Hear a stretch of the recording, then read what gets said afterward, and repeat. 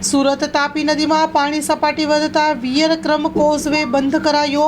ઉકાઈના ઉપરવાસમાં ભારે વરસાદને પગલે ઉકાઈ ડેમમાંથી પાણી છોડાતા શહેરની જીવાદોરી એવી તાપી નદીમાં પાણીની આવક શરૂ થઈ।